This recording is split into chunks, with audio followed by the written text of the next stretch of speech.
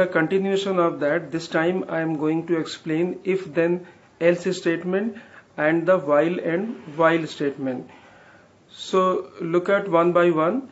First, the if then else statement. If then else statement is also known as conditional statement, in which the two quantities are compared and depends upon the condition is true, the one part or the one thing will display as an answer, or if condition is false, the second option of the program will display as an answer. And this is given the program in your book. Look at one by one.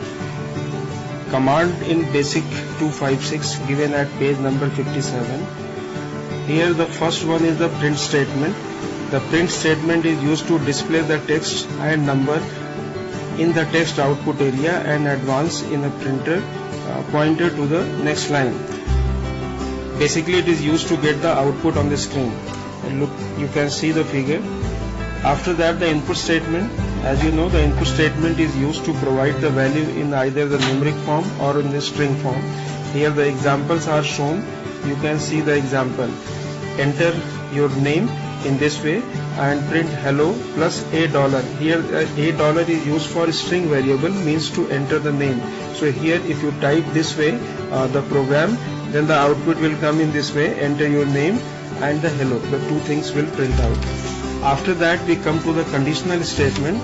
Conditional statements basically you are going to see in this chapter, in this session, if then else statement and the while when statement in the next page.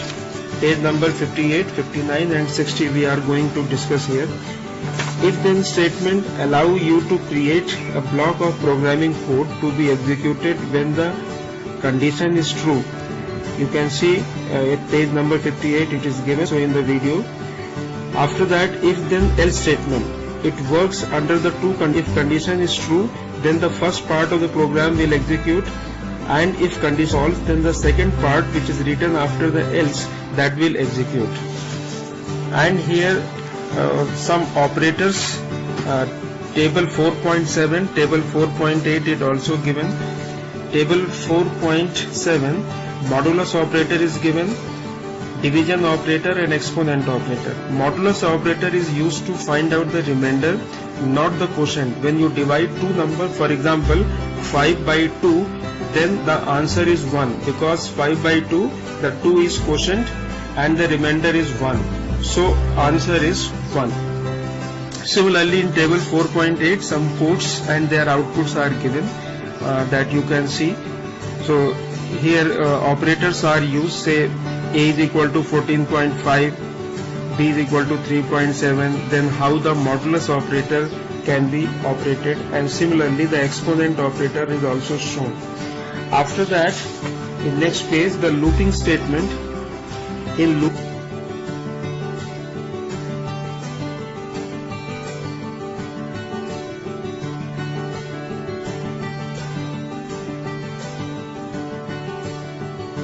Next, the looping statement. In computer programming, a loop is used to repeat a block of statement a number of times, given at page number 60. There are three in your course: while and while, do until, for next. So in this video session, I am going to explain while and while. So here the statement works for a condition. So if condition is true, then the statement to be executed while the condition is true is given here, and till the end while statement encounters in your program. In the next page, the program is given, n is equal to 1, while n less than or equal to 10, print n plus, the inverted comma open and close. This is a way of writing, and the semicolon is also important here. Next line, n is equal to n plus 3 and while. So in this statement, when you type in basic 256 and execute this program, then the answer will be 1, 4, 7, 10 given at the same page. So how it works? Because here the condition is given, n is equal to n plus 3, and the condition is limit is set for n is equal to or less than 10. So unless the 10 number comes, all the numbers will display by adding 3 one by one, That means the first number will display on the screen is 1, and the next number is 4, after that 7, and after 10. So 10. So this way we come to the end of this session, and next time I shall discuss do, until, and for next